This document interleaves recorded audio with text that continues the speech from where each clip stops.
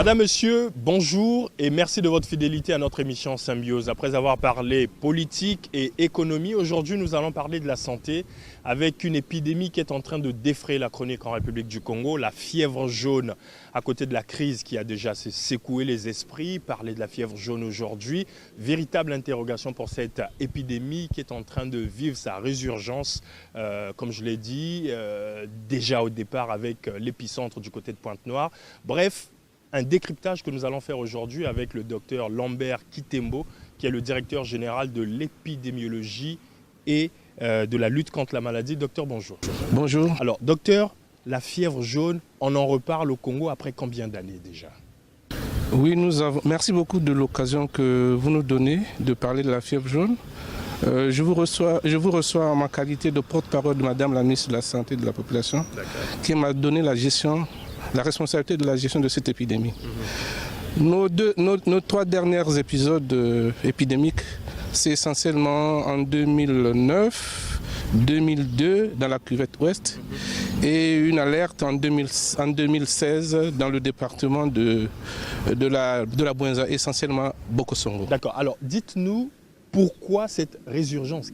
Que s'est-il passé? Les vannes n'ont pas-elles été bien serrées? On ne comprend pas. Il y a plusieurs raisons.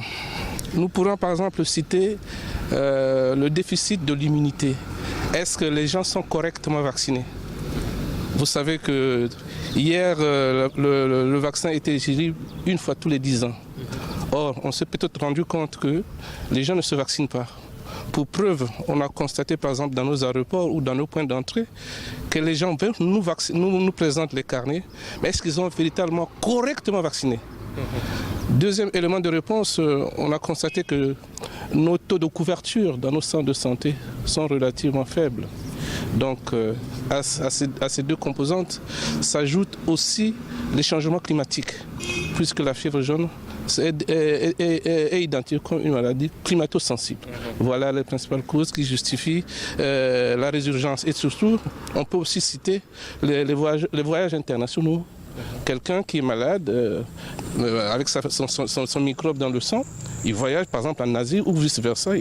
On peut importer ou exporter la fièvre jaune, bien sûr. Avant de parler concrètement de la maladie, restant un moment sur la question comportementale, vous dites qu'il y a des gens qui ne prennent pas la peine d'aller se faire vacciner. N'y a-t-il pas une contrainte en ce sens? Obliger les gens à... C'est vrai qu'on ne va pas mettre sur la tempe une arme pour dire tu te vaccines, mais réfléchissons un peu, c'est une véritable question de santé publique. La santé est d'abord un bien individuel, ce n'est pas un bien collectif. Et pour pousser les gens à se faire vacciner, il y a peut-être des moyens de communication, expliquer les risques, non? Nous, c'est ce que nous faisons depuis longtemps. Mais malheureusement, combien de fois, combien de gens écoutent la radio ou regardent la télévision?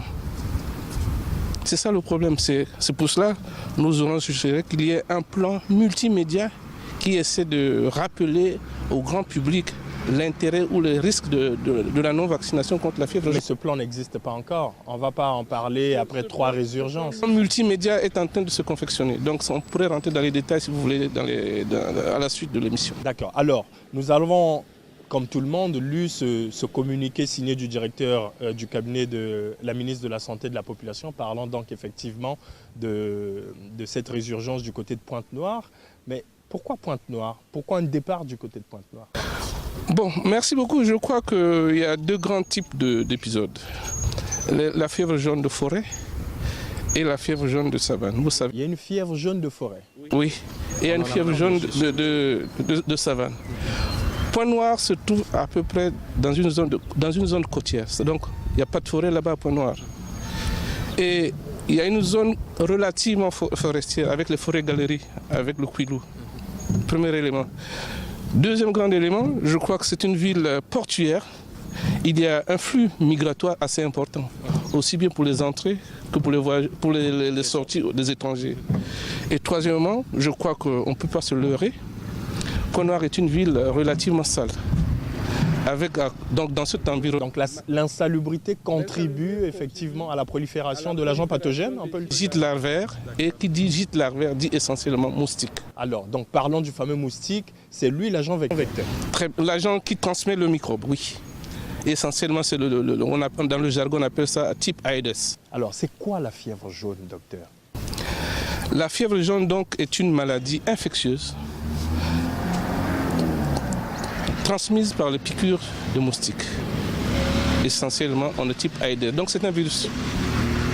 Comme je vous ai dit, il y a une forme de la transmission de l'animal à l'homme et de l'homme à l'homme.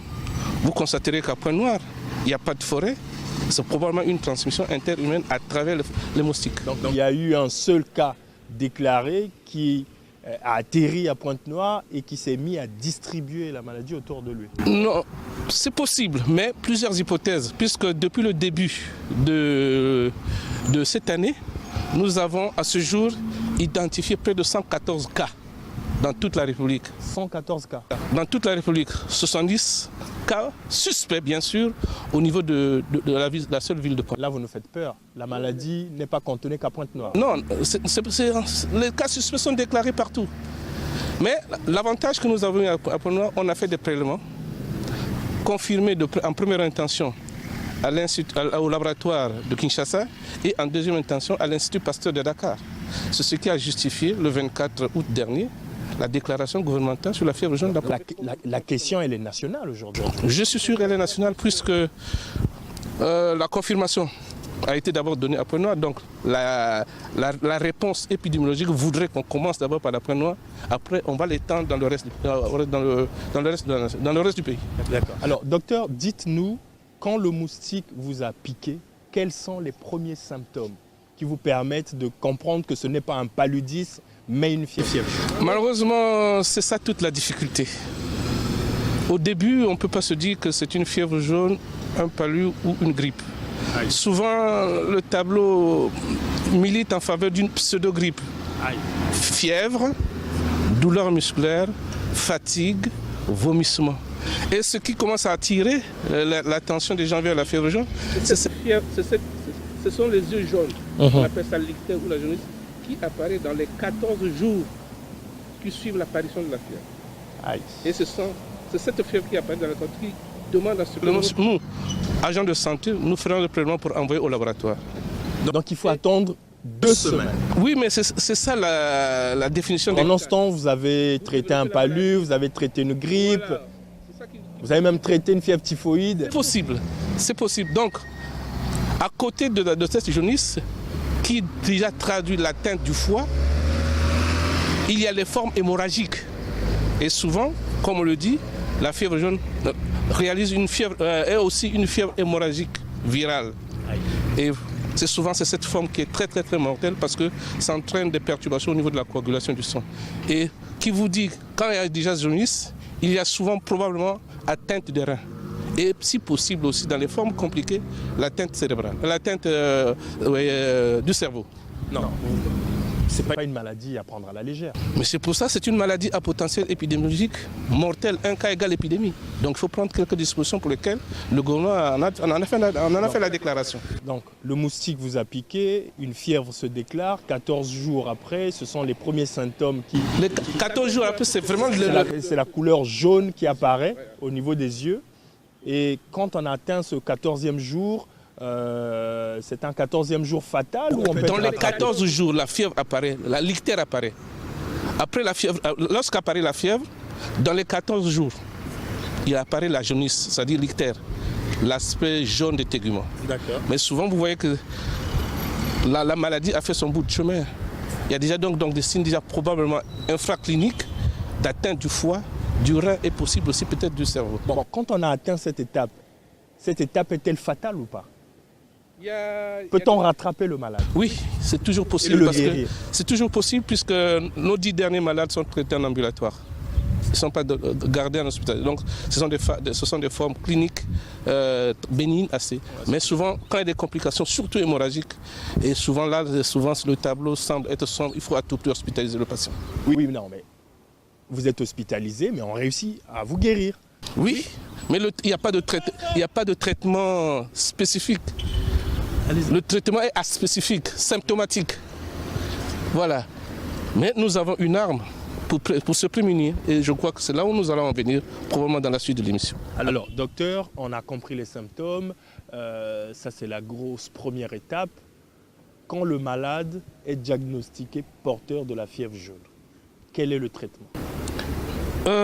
Il est à tout prix hospitalisé. Et si possible, isolé relativement. De telle sorte que... Parce qu'il est clair que c'est une maladie contagieuse. À travers les moustiques, les piqûres de moustiques qui sont infectés. Bien sûr, puisqu'à l'hôpital, à côté du traitement, il y a le traitement promotionnel. Il doit dormir à tout prix sous moustiquaire imprégné d'insecticides. Pourquoi? Vous savez que dans les hôpitaux, il y a les moustiques. Les moustiques qui nous piquent vers la tombée de la nuit et le matin. Ce sont ces moustiques qui propagent la maladie. La propagation peut... Dans la même salle à l'hôpital, vous pouvez contaminer d'autres malades venus pour autre chose. Voilà, c'est ça qu'on appelle les infections nosocomiales. En fait, la moustiquaire imprégnée, c'est pas vous protéger vous, mais protéger les autres. Ça vous protège vous-même et contre la propagation, et donc vous protégez aussi les autres. Donc, pour la première étape du traitement, il y a, en tout cas pour le processus, on commence par l'hospitalisation et ensuite... Il y a l'hospitalisation, il y a des traitements symptomatiques, essentiellement des antalgiques, des antipyrétiques. Il n'y a véritablement, comme je le dis, il n'y a pas de traitement spécifique contre la fièvre jaune. Il n'y en a pas. Simplement prévenir. Voilà, seulement la meilleure arme, c'est la prévention. Donc, on peut en parler, c'est essentiellement la vaccination. Alors, parlons de la vaccination. Où en êtes-vous aujourd'hui? La maladie est déclarée, on parle de cas suspects sur l'étendue du territoire national. Que faites-vous aujourd'hui pour la réponse? Merci. Il y a une équipe technique qui a été mise en place au niveau de la Direction générale de l'épidémiologie de la lutte. Cette équipe est tentée de travailler sur quelques livrables. Il y a ce qu'on appelle le dossier d'acquisition des vaccins. Ce dossier d'acquisition des vaccins est un formulaire que donne l'OMS pour compléter et remplir certains items. Dans ce dossier, j'arrive, on fait l'estimation des vaccins. C'est ce qu'on a fait au niveau de Pointe-Noire et pour toute la nation. Ce dossier est déjà prêt. Il y a le plan de contingence de la riposte à l'épidémie. Je crois qu'à ce jour, au plus tard, ce document sera fin prêt et on remettra à l'OMS pour faire la commande des médicaments. Mais tout ça prend combien de temps? N'oubliez pas que la maladie est là. Procédure parce que le stock de vaccins de fièvre jaune est très très limité. Nous n'étions pas un pays prioritaire, bien que nous sommes dans la zone rouge. Oui, parce que zone tropicale. Très bien. Les pays riches, les pays les plus vulnérables, c'était essentiellement la RDC, l'Angola, qui ont bénéficié des vaccins il y a ces 2 dernières années. Mais nous, Congo, on n'était pas éligibles. Ça veut dire qu'avec le cas confirmé, il faut redistribuer, remobiliser les stocks de vaccins de fièvre jaune qui en Afrique ou dans le monde, de telle sorte que au plus tard dans 3 semaines, une fois la commande et la procédure rendue exécutoire, nous puissions commencer à vacciner au plus tard 20 septembre. Mais docteur Kitembo, vous nous dites 20 septembre, on est à la fin du mois d'août, début septembre, il y a des gens qui vont perdre la vie là. Nous avons chacun de nous a relativement sa chance. Je vous ai dit tantôt que nous avons les 10 cas que nous avons enregistrés, ces 10 derniers cas sont traités en ambulatoire. Mais les 100 et quelques autres cas que vous avez cités? Rien n'a été confirmé, lorsque la maladie a été déclarée, tous les cas qui entrent sont des cas probables ou suspects. C'est pour ça que nous continuons à poursuivre les prélèvements sanguin pour voir quelle est la charge de la contamination dans le... Mais docteur, pourquoi ne pas avoir... Parce que vous reconnaissez que nous sommes en zone rouge, nous avons encore des problèmes d'insalubrité dans la gestion des déchets dans les villes. Pourquoi ne pas avoir un stock même limité, un stock en tout cas d'urgence qui pourrait permettre au gouvernement de parer aux éventualités? Dans le programme élargi de vaccination de routine, les enfants sont protégés dans les centres de santé. Quand vous allez dans les centres de santé, le vaccin est gratuit. Des enfants de 9 mois. Ça, c'est le PEV de routine.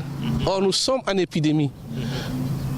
Nous n'étions pas préparés à acquérir les vaccins et à faire un prépositionnement.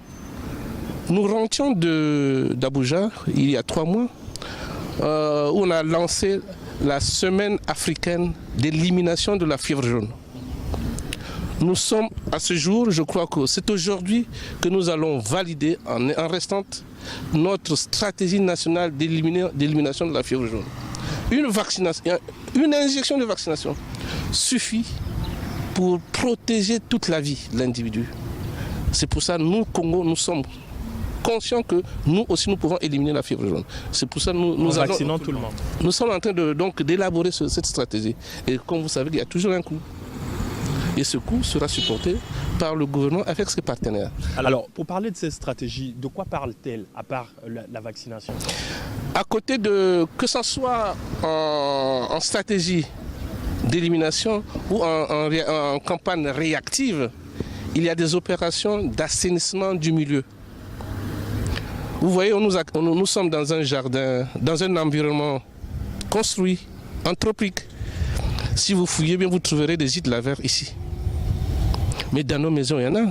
Comment nous conservons l'eau? Nous conservons l'eau dans les récipients qui ne sont pas protégés. Donc à tout prix, il y a des gîtes larvaires. Regardez un peu la configuration géographique de Pointe-Noire. Avec les cours d'eau qui drainent et surtout la saleté. Nous ne voyons pas la ville de Pointe-Noire, la ville océane est sale. Mais il y a prolifération des gîtes larvaires et d'autres nuisances. Donc l'assainissement est la première riposte à la fièvre. C'est ça qu'on appelle la lutte mécanique contre les vecteurs. À côté de la lutte mécanique, il y aura donc la lutte chimique. Quasiment le même procédé que pour le paludisme. En fait. Vous vous rappelez en 2011, ou pendant les Jeux africains, en 2011 nous étions en épidémie de chikungunya. Vous vous rappelez? On avait fait donc la désinsectisation intradomiciliaire, donc les gens passaient pour pulvériser ou détruire les gîtes larvaires. Et aussi nous avons fait la fumigation. Vous vous rappelez en 2011 lorsque nous étions en épidémie, c'est à peu près le même scénario. Et cette fumigation, nous l'avons enchaînée lors des Jeux africains pour assainir la cité sportive. Il faut refaire la même chose. Je crois qu'il faut faire la même chose. Et de plus, à côté de cela, nous demandons à ce que les populations utilisent les moustiquaires imprégnés qu'elles ont reçus. Je crois que vous avez reçu votre moustiquaire imprégné. Est-ce que vous l'utilisiez? J'utilise une moustiquaire. Croyez-moi, ça fait du bien d'être debout en bonne temps. Merci beaucoup. Donc à côté de la moustiquaire imprégnée d'insecticides, il y a des bombes répulsives. Mais comme vous savez, les bombes répulsives coûtent très cher, mais la moustiquaire imprégnée ne coûte pas cher. Donc nous devons faire la promotion de la moustiquaire imprégnée. Et surtout, comme vous l'avez déjà constaté, c'est la sensibilisation et la mobilisation du grand public. Vous nous avez dit, est-ce qu'il y a un plan de communication dans ce genre? C'est le 3e livrable que les gens vont produire au plus tard la semaine prochaine, de telle sorte qu'on fasse un plan multimédia et un plan de diffusion de telle sorte dans toutes les chaînes, cette sensibilisation prenne corps. Alors docteur, aujourd'hui, que pouvez-vous dire aux nombreux Congolais qui nous regardent? Il y en a qui ont peur, qui sont effrayés par ce que nous sommes en train de dire. Non, je crois qu'il n'y a pas à se paniquer. Il n'y a pas péril en la demeure. Il n'y a pas péril en la demeure. La déclaration du gouvernement fait mention que chacun de nous fasse la propriété autour de soi. Je crois que c'est ça qui est fondamental. Détruisant les gîtes larvaires qui sont les risques de contamination. Comme on dit, assèchement des marais. Voilà. Et souvent, nos ruisseaux, comme la Tinouka, pour nous, vous connaissez bien Tikuna, mais vous voyez comment c'est sale. Tout le monde jette les ordures là-dedans. Mais ça favorise la prolifération du moustique Aedes. Là, la population est interpellée aussi. À côté donc de ces mesures de salubrité, chacun de nous doit détruire les gîtes larvaires dans son ménage, dans sa parcelle. Dans son environnement. Regardez autour de nous les pneus. Les pneus qui traînent d'ici là. Il faut véritablement une grande opération d'assainissement pour laquelle nous sollicitons vraiment l'engagement effectif des préfets, des sous-préfets et des maires d'arrondissement. Et la cause nationale. Et toutes les communautés, toutes les populations sont concernées, bien sûr. Alors, docteur, pour rappeler à ceux qui nous suivent aujourd'hui, quelle est la carte de la maladie à ce jour? La maladie intéresse tout le pays, c'est-à-dire les 9 départements. Par exemple, au cours de la semaine, nous avons identifié 10 nouveaux cas. Mais pas seulement Pointe-Noire. Il y a Sibiti, il y a la Bouenza, les plateaux qui ont déclaré des cas. Et je crois la Likwala, sur les 10 nouveaux cas. Ils ont déclaré des cas et suspects encore. Et des prélèvements ont été faits pour voir si on peut les confirmer. Donc nous sommes en attente des résultats. On attend des résultats. Voilà. Donc ça veut dire que la cartographie est nationale, mais avec comme épicentre, comme on avait dit, Pointe-Noire et ses environs, bien sûr. Docteur, je vous dis merci de nous avoir livré ces informations. Merci beaucoup. Je voudrais réitérer mes remerciements à Madame la ministre qui a voulu me faire confiance en me disant comme porte-parole de la gestion de cette épidémie. Et surtout vous, à vous, journalistes et l'équipe de techniciens qui sont à l'ombre. Souvent, on néglige les techniciens à l'ombre. Merci beaucoup et surtout, nous demandons l'engagement des populations, l'engagement de toutes les parties prenantes à la lutte effective contre la fièvre jaune. Mais déjà, avant de vous laisser partir, il faudrait rappeler quand même que pour les voyageurs, au niveau des aéroports, voyager ne sera pas... Tout voyageur qui entre ou qui sort doit être correctement vacciné. Nous aurons suggéré que ça soit une semaine avant le vol. Parce qu'on est protégé qu'après une semaine de l'immunisation. Un détail important. Donc, souvent quand on dit aux gens, on ne vous fait pas voyager, les gens boudent à l'aéroport. Surtout, excusez-moi, nos VIP. Mais la santé, c'est un droit. La santé, avec la santé, on peut protéger les populations. Donc nous demandons à ce que tout voyageur entrant au Soso soit correctement vacciné et présente à l'autorité sanitaire au point d'entrée la carte de vaccination jaune internationale de voyage. Merci docteur. C'est gentil. Bon courage. Merci. Mesdames et messieurs, nous entamons le dernier virage de cette émission Symbiose. Nous avons réalisé une interview avec le maire de Brazzaville qui nous a parlé de sa compréhension du discours du chef de l'État, du combat qu'il mène au niveau de la mairie centrale de Brazzaville, des différends qui existent. En résumé, tout n'est pas rose à la mairie centrale. Regardez et je vous retrouve juste après. D'abord, je puis vous dire que j'ai ressenti la grandeur de l'homme. Et avant de répondre à votre question, je vais partager avec vous une petite discussion que j'ai eue à Libreville avec un représentant de la Libye et de l'Algérie. Nous étions 3. Alors le Libyen dit à l'Algérien, mais vous avez été plus sage que nous. Vous avez présenté au monde entier un chef d'État malade. Et tous, nous nous disions, mais qu'est-ce qu'ils sont en train de faire? Mais aujourd'hui, nous nous rendons compte que vous avez raison, parce que c'était le symbole de votre pays. À nous, on nous a dit, quand Kadhafi ira, nous serons en paix, nous aurons développé notre pays. Mais aujourd'hui, nous, Libyens, nous avons perdu notre humanité. Nous ne sommes plus rien, alors que vous, Algériens, vous êtes en train de continuer de bâtir votre pays. Quand j'ai suivi le président de la République, j'ai tout de suite eu à l'idée ce débat que nous avons eu à Libreville. Et donc vous parlez de grandeur de l'homme. La grandeur de l'homme parce que le président a prouvé encore une fois sa capacité de transcender les difficultés, d'aller au consensus dans l'intérêt de cette nation. Les accords de décembre 2017 qui ont permis aujourd'hui au pôle de retrouver la paix sont d'une très grande importance pour la construction de notre pays. Le président a prouvé encore une fois qu'il était le symbole, qu'il était le ciment de l'unité et de la cohésion de notre pays à travers cet accord. Moi, je suis le maire de Brazzaville et Brazzaville est entouré du pôle. Quand dans le pôle ça ne va pas, c'est Brazzaville qui souffre. Et vous pouvez vous imaginer combien j'en suis le principal bénéficiaire de cette paix dans le pôle. Le président de la République, dans son message, je dirais, jette les fleurs à ces Congolais-là qui, malgré la dureté de la vie, la cherté de la vie, sont restés constants. Il a parlé du sacrifice des Congolais. Oui, effectivement, les Congolais sont matures.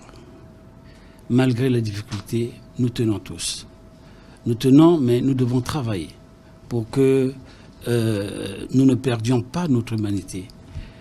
Vous avez vu que quand je suis à la tête de Brazzaville, j'ai lancé un projet, l'agriculture urbaine. Ça paraît banal, mais est-ce que vous vous imaginez ce que vaut un papa quand le matin, il est incapable de donner à manger à ses enfants? Beaucoup sont en train de mourir parce qu'ils sont stressés. Et il faut donc leur trouver d'autres mécanismes pour que les gens se prennent en charge. Les Congolais doivent apprendre à se prendre en charge pour leur lendemain meilleur. Une famille, un jardin devra être le slogan de tous. Et parce que j'ai reçu un ambassadeur ici qui m'a posé une question. Il m'a dit, mais monsieur le maire, est-ce que vos compatriotes comprennent l'esprit de ce que vous êtes en train de faire? J'étais embarrassé, je n'ai pas pu répondre à cette question. Peut-être que vous m'aiderez dans ça. Monsieur le maire, c'est l'occasion justement de parler des questions de gouvernance. Le président salue le courage et la maturité des Congolais, mais de l'autre côté, il y a quand même la mauvaise gouvernance au plan général qui obère un peu ces efforts, ce sacrifice du peuple congolais. Quel regard avez-vous personnellement sur les questions de gouvernance, puisque le président, lui, s'engage personnellement à rester très pointilleux sur ces questions? Ah oui, il a dit qu'il luttera contre les antivaleurs. Effectivement, on ne peut pas gouverner un pays dans le désordre et dans une espèce de mafia organisée. Ce n'est pas possible. Vous savez, ce que dit le président, je vais prendre le contexte de la mairie, que je connais le mieux puisque je gère la mairie. Je suis arrivé dans cette maison, ça s'appelle la mairie. Et le travail fondamental de la mairie, c'est donc s'occuper du quotidien des Brazzavillois en matière d'aménagement et en d'autres matières. Mais que veut dire une mairie si la culture qui doit exister ne serait que la culture des marchés? Ça veut dire que j'ai un caniveau à faire, il faut que je trouve quelqu'un avec qui je signe un marché. Vous savez ce que veut dire les marchés? Ça veut dire que le travail de 10 millions coûtera 100 millions, 200 millions. Alors, je pense que quand le président, pour la première fois, parlait des antivaleurs, nous étions tous dans la salle. Et je m'en suis inspiré. Voilà pourquoi vous avez vu que la mairie de Brazzaville entreprend elle-même, malgré les difficultés, quelques travaux. Parce qu'on ne peut pas continuellement aller dans les antivaleurs. Il faut qu'on en lutte. Et à la tête de la mairie, je peux aussi vous dire que j'ai un problème fondamental. Le recouvrement de nos taxes. Je peux vous dire que jusqu'à aujourd'hui, je ne sais pas si je recouvre plus de 30% des taxes de la mairie. C'est dû à quoi? C'est dû simplement au fait que il y a une certaine gangrène des antivaleurs dans cette maison. Et les gens fonctionnent en meute. Chaque fois que vous attaquez un, c'est tout le monde qui se concentre pour vous déstabiliser. Mais ne vous en faites pas, je veux. Si vous parlez de cette lutte contre les antivaleurs, est-ce que le fait d'aller au front contre ce fléau vous isole aujourd'hui? On a souvent l'impression que vous êtes au milieu d'une véritable guerre au sein de la mairie. Ouais, vous avez tout compris. Il y a des habitudes. Quand on arrive, il y a des traditions qui sont ancrées. Et chaque fois que vous voulez lutter contre cela, mais je vous ai dit qu'il fonctionne en meute. Chaque fois que vous touchez un, c'est tout le monde qui se constitue pour aller contre vous. Mais ne vous en faites pas, je suis un militant, je suis habitué. Le chef du village ne verra pas le diable? Non, non. Vous avez vu tout ce qui s'est passé autour de moi, ce qu'on a raconté du maire. J'ai pardonné tout le monde. Votre isolement au niveau de l'association des maires du Congo? Non, l'isolement au niveau de l'association des maires du Congo, je pense que c'est une volonté politique exprimée quelque part. Je pense que ce chemin est sans issue. Parce que je suis le président de l'association des maires du Congo. Et les maires du Congo, ce n'est pas seulement les 15 communes qui se retrouvent. C'est tous ceux qui sont maires, y compris ceux qui sont dans les communautés urbaines. Ils sont les maires du Congo. Donc, il n'y a que 15 personnes. Au départ, comment vous prenez le fait que ces maires se retirent? Est-ce que ça a été pour vous un choc? ou vous vous prépariez à cela, peut-être, non? J'étais informé. J'ai vu les choses évoluer. Je les ai laissées évoluer. Je pense que je suis le père de la famille, je ne vois pas le diable. Et je sais qu'ils reviendront à leur raison parce que c'est sans issue ce qu'ils sont en train d'entreprendre. Monsieur le maire, parlons encore des antivaleurs. Vous avez parlé de votre maison, la mairie, mais il y a aussi le Brazzavillois lambda. Comment vous vous y prenez dans la ville capitale pour la lutte contre les antivaleurs quand on sait qu'aujourd'hui, ça favorise même un climat d'insécurité à la fin dans des quartiers qui sont dans le noir, dans des quartiers qui ne sont pas desservis par le transport en commun. Comment vous vous y prenez? Est-ce que vous avez une vision de lutte contre les antivaleurs au niveau du citoyen lambda dans la ville de Brazzaville? Question intéressante. Comment est-ce que je fais? Vous avez vu que quand je suis arrivé, il y avait une très très grande délinquance urbaine organisée, les bébés noirs et autres. J'ai dû lancer un mot d'ordre au niveau de la police en disant désormais c'est tolérance zéro. Quiconque commet doit être puni et de la meilleure des manières pour que la délinquance baisse. Et je pense que ça a baissé quand même d'un cran, mais malgré tout, il y a quelques foyers de persistance. Lutter contre ces antivaleurs ne revient pas seulement au maire. Il s'agit de conscientiser tous les Brazzavillois.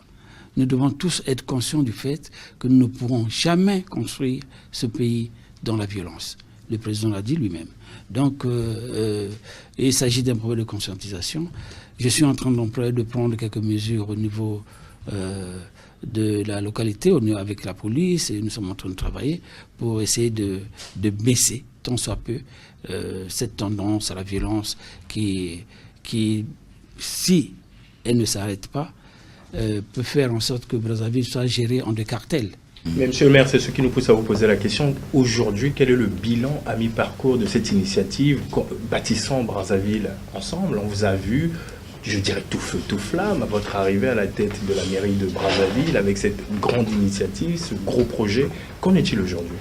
Oui, Bâtissons Brazzaville ensemble a connu son bout de chemin.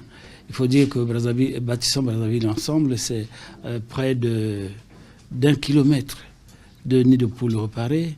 C'est des voies urbaines aménagées. C'est l'engagement des populations. Et maintenant que je vous parle, il y a des populations qui se sont organisées et qui ont cotisé plus de 3 millions de francs et qui attendent que j'envoie des engins pour déblayer leur quartier.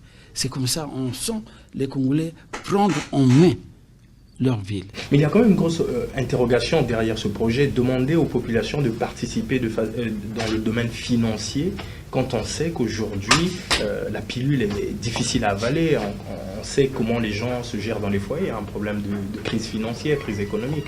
Oui, vous avez certainement raison, mais comprenez qu'on ne peut pas vivre dans une ville sans une contrepartie.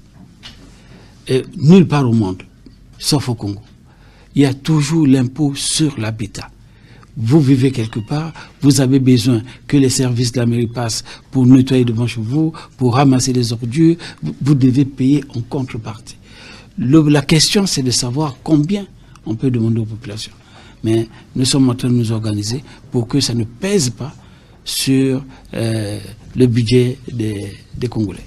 Monsieur le maire, peut-être pour terminer cette interview, vous aurez l'occasion à la fin d'avoir un regard général sur le contexte socio-politico-économique de notre pays sur la base du discours du président de la République, pour conclure. Mais avant, monsieur le maire, la saison de pluie arrive, avec elle les supplications, les plaintes, les complaintes des Brazzavillois.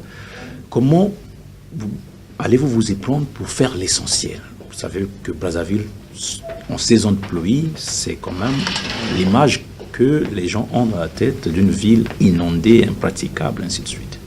Nous nous étions retrouvés au niveau d'une commission, dite commission de crise. Et là-bas, nous devrions prendre un certain nombre d'initiatives en faveur des populations, lutter contre les érosions que vous voyez partout dans Brazzaville, etc. Mais faute des moyens financiers, jusqu'à aujourd'hui, ces projets sont restés là, sans début d'exécution, de résolution. Vous savez, les catastrophes naturelles, ça dépasse le niveau d'une commune comme la nôtre. Donc, quoi qu'il en soit, nous avons quelques engins, nous avons commencé à faire quelques aménagements, que vous voyez un peu à gauche, à droite, mais cela ne suffira pas. Voilà, c'est le maire de Brazzaville, Christian Roger Okemba. Il a tout dit sur le fonctionnement de la mairie centrale aujourd'hui et du travail qu'il est en train de réaliser là-bas. Aujourd'hui, nous avons reçu le docteur Lambert Kitembo, directeur général de l'épidémiologie et de la lutte contre la maladie. Avec lui, nous avons parlé de la fièvre jaune, cette épidémie qui défraie la chronique aujourd'hui. Et je dirais en passant merci à Borja Samba, avec qui j'ai réalisé la deuxième interview de cette émission avec Christian Roger Okemba, maire de la ville de Brazzaville. Merci à l'équipe technique, Armen Tari, Prince Ngatsoni. Merci à Clément Maboto qui était à la supervision. Je vous retrouve vendredi prochain à la même heure sur la même chaîne, vous le savez, avec le même plaisir. À très vite.